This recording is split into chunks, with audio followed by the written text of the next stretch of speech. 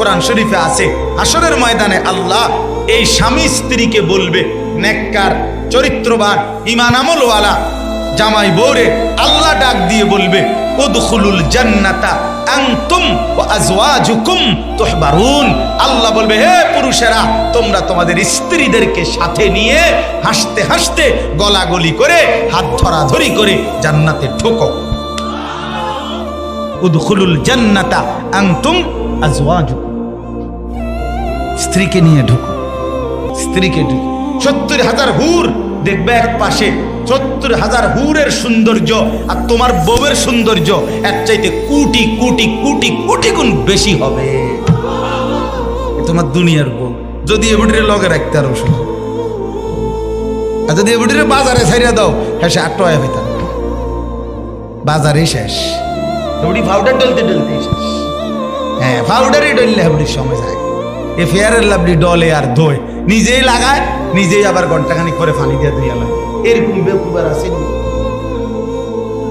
মানে নিজেই তো এটা তুমি বুঝো যে এটা ক্ষণস্থায়ী, এটার কোনো স্থায়িত্ব নাই, এটার কোনো স্থায়িত্ব নাই। একজন মহিলা যদি এই কথাটা নিজের ব্যাপারে বুঝতো, কিরে যেই সৌন্দর্য, যেই পাউডার, ফেয়ারের লাভলি, মেকআপ আমি লাগাই, আবার আমি একটু পরে আইসা ঘন্টাখানিক পরে এগুলো পানি দিয়ে ধুয়ে ফেলে দেই, তাইলে যেটা বুঝাই গেল দুনিয়ার এই রূপ সৌন্দর্য সাজগোজ এটা ঘন্টাখানিকের ভিতরে শেষ হয়ে যায়, সেটা আখেরাতে কেমনে উপকারে আসবে বলেন? কিভাবে উপকারে আসবে? এজন্য ছেলেরা নিজেদের চরিত্র হেফাজত করার নিয়ত করলাম তো ইনশাআল্লাহ। বলো ভাই, বলো ইনশাআল্লাহ, পাক্কা বলো ইনশাআল্লাহ। যারা আমরা অভিভাবক যারা বলছিলাম একজন পুরুষ, অতএব অভিভাবক হিসাবে আমার অধীনস্থ স্ত্রী, আমার ছেলে, আমার মেয়ে, আমার অধীনে যারা, তাদের ঈমান আমলের হেফাজত কার দায়িত্ব? অভিভাবক। কার দায়িত্ব বলেন না কেন? অভিভাবক। অভিভাবক। 3 বছরের বাচ্চাটা সারাক্ষণ মোবাইল টিপে কেন? তার মা নাই?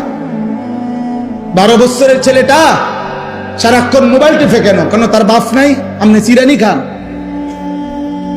আপনি গাছটি কাটেন, কার জন্য আপনি রোজগার করেন?